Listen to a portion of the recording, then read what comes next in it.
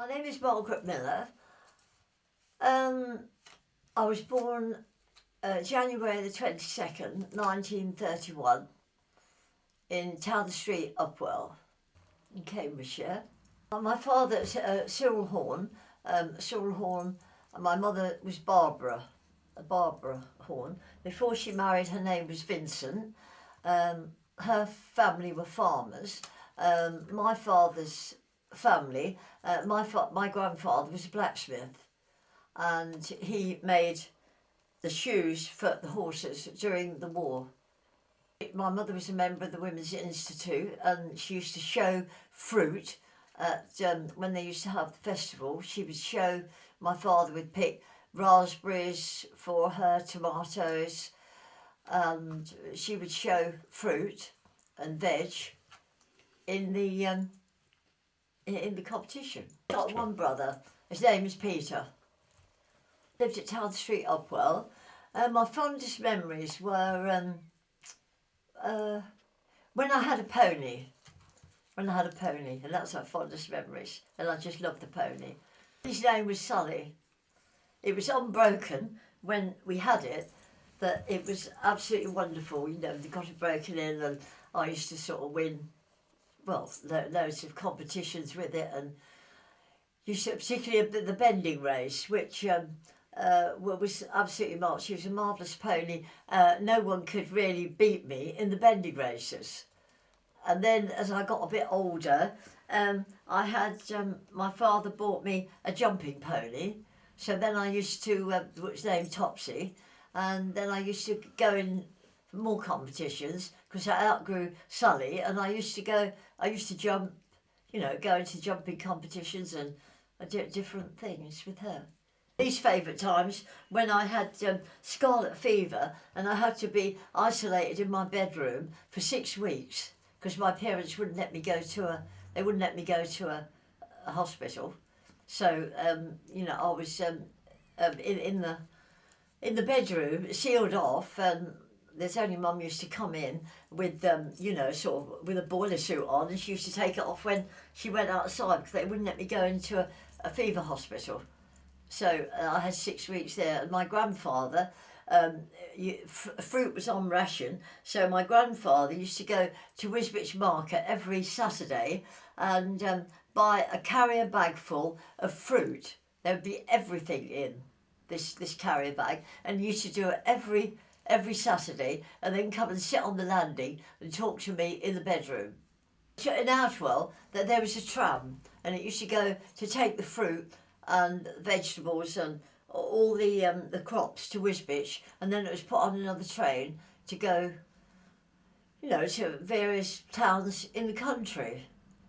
My father had a lorry, and he used to take fruit on his lorry to various towns. I can't remember the towns that he used to take them to. That he used to take them to various towns. And in between his racing, he used to be driving at night, taking these fruit and everything to different places, to markets, and then he'd be racing at the weekend, you know, on cycle racing then with his brother Dennis. I went to Upwell School, and I really wasn't very happy there. Wasn't very happy. My worst moment, I think, was when someone said that there was the district nurse used to come round, and one day they said she's going to put drops in our eyes and we won't be able to see. So I was so terrified. I said I'd change the flower water in the schoolroom, you know, in the schoolroom. So I got a vase of flowers, took it to the cloakroom and emptied it all out, left it there, and then ran home to my mother and father because I was so terrified they were going to put drops in my eyes and I wouldn't see. I don't know how old I was. Could have been perhaps 6 or 7.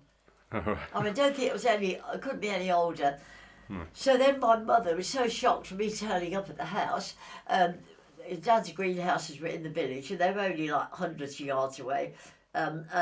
So Mum then took me to Dad and said what had happened, and he said after giving me a little talk to, he said, you ought to go, you've got to go back to school. So then Mum had to take me back to school.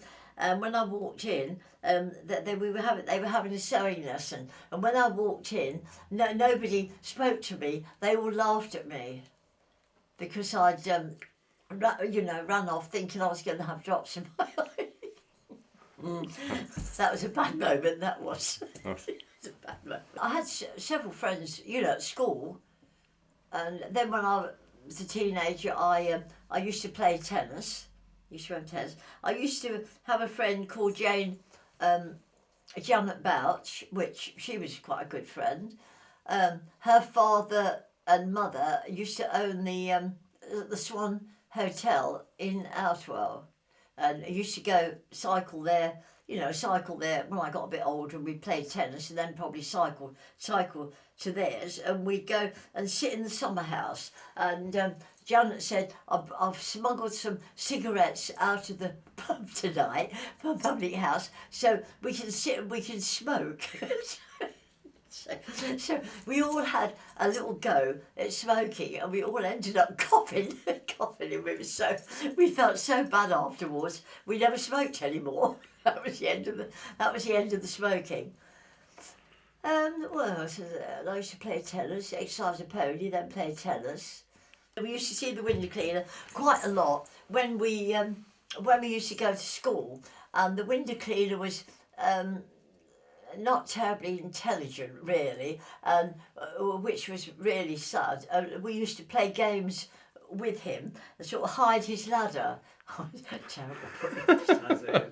We used to hide his ladder down the riverside, and then he'd be looking all over. He'd probably be going into the public house, the Five Bells at Upwell, and just have a drink. And he'd leave his. We'd be cycling home for school for lunch, and he'd come out the public house, and we'd be somewhere hiding, and he couldn't find his ladder. It's an awful print, all this. I couldn't find his ladder. And then he would then, when afterwards, he'd find his ladder down the riverside, someone would probably be helping him, and get him back on the road again, and off he'd go, with his job, cleaning windows. And then we used to meet up perhaps with him at night. Again, we'd see him again. He was still on the Town Street Road. And the worst thing we ever did to the poor man... What are you doing? There's a little black spark in there. Oh, so the worst thing we ever did to the poor man was he had lots of lady friends in Birkbeck House, which was Walter Hunter Rowe's house where the tennis courts were, and it was we used to go. As we were going home, we'd see his little trolley with his bucket and everything outside Birkbeck House, and we know where he was. He'd be in one of the rooms with the ladies upstairs. There were several ladies. He got lady friends there in Birkbeck House, and we all thought we'd play a trick on him, and several of us, we got hold of his ladder. It wasn't just me. Suddenly again. And we got hold of his ladder, and we took it round the corner to where this orchard was, and there was a lot of long grass near the gate, and we put the ladder in the long grass and disguised it so he couldn't really find it. And so when he came out feet first out of this 4-storey house, and realised he couldn't feel the top of the ladder with his feet. So he then turned round and looked out, and the ladder had gone, and he was screaming from the top. Where are those children? You can't put swear words on. And he was screaming at us, and he came down, and by that time we were all on our bicycles, and we'd gone home. So then during the tea time, there was a knock at the door, because we lived on Town Street Road, and there was a knock on the door, and my father opened the door, and he said, "Where is she?" I mean, I can't swear on this. "Where is she?" So Dad said, who do you want? So, want Margaret. Where is she? Where is she? My name. And he said, she's one of them that's been, tonight has taken my ladder away from, Birkbeck House. I'm cleaning the windows, I mean, he wasn't cleaning the windows, she was up there with the ladies actually. And she's taken the ladder away, and I've nearly fell out from a 4-storey house. And so Dad said, well, she's sort of here having a tea. I'm sure she wasn't there. She's been here for quite a while. So anyway, Dad went in the house and said, you know, when he sat down, he came and sat down with tea again. And I never looked at my mother. And so Dad said, do you know anything about this? I said, no, I didn't know anything about it. So you weren't responsible for, you know, this ladder being taken away. So I said, no, it wasn't me. No, I wasn't one of them. So I thought, I've got away with that. It's really, really good. I've got away with that. And so then I was saddling up my pony. I thought I won't mention it anymore. I was saddling up the pony, and Dad came in the stable. So he said, I want to know what happened to the window cleaner. I said, why? So he said, what happened? So he said, I bet you were one of them that took his ladder, helped to take the ladder away, because he knew the tricks we used to play on him. And I said, well, he was visiting, you know, these ladies there, and we thought we'd teach him a lesson. So we took his ladder away, and we took it round to Dick Morton's, and we sort of put it beside the gate and covered it all in like weeds and green. I mean, no way would he find it, because, I mean, it was just invisible. I mean, he couldn't find it. And that's what we did. So he said, I might have known. He said, just keep out the way of the window cleaner. You're always doing things to the window cleaner. I thought, well, you know, he's always in the way when we come out of school. I didn't go to college. You didn't go to college so much then. No, I didn't go to college. I left school and then helped my father, you know, that got market gardening, and, you know, I helped in the greenhouses and helped with the flowers, and we got, you know, several acres of flowers and used to pack the flowers. And my worst memory is coming out. Dad by then had got a horse to help, you know, pulling a little cart or something. And this horse must have been, I don't know, probably 14, 15 hands. I think it was quite big. It wasn't really a riding horse. And it was quite quiet. So one day, I was pony mad before I had the pony, and I was so. It came out. We were going back home for dinner, so I said to Dad, "Can I have a ride on the horseback?" They've got no saddle, nothing. So he lifted me up on the horse. So I was on this horse, which must have been perhaps about 15 hands, I think. I suppose hold of the bridle. There was flies. Well, he must have been bitten by something, this horse. And I mean, he's ever so quiet. And he reared up, and I went straight down his back. I reared up and straight. Well, I don't know where I went. I couldn't have went over on his back. And it reared up or jumped or something, and I flew off and went on top of a load of boxes. And I went through the boxes, down the bottom, and there's Dad and two other men that worked there in the greenhouses, came out as fast as they could and got all the boxes off and got me out from underneath. I mean, I suppose I was bruised, but I mean, I can't remember. And so Dad then, I suppose that's when he decided to just have to have a pony. You know, I can't keep getting on this, you know, jumping on this. So probably that was the first beginning, I think, of me having a pony.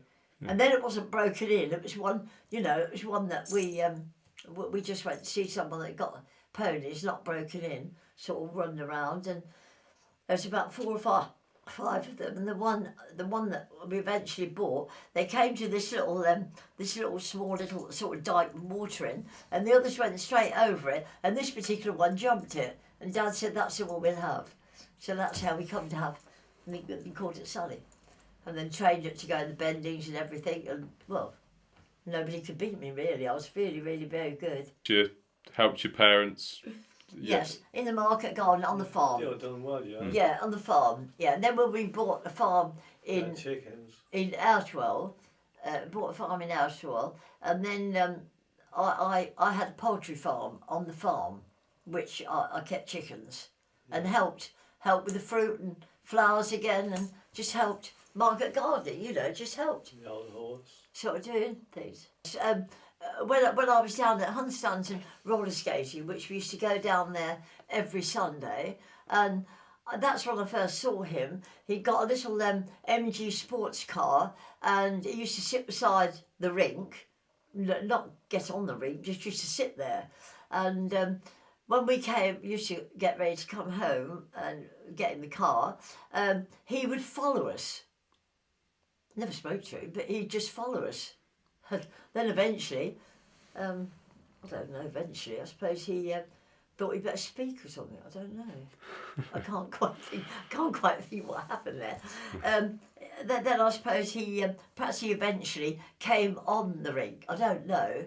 Is that what happened? Did you come on the rink? We're talking about when we down Hunstanton. Yeah. When you first met. Yes, when I first saw you. Yeah.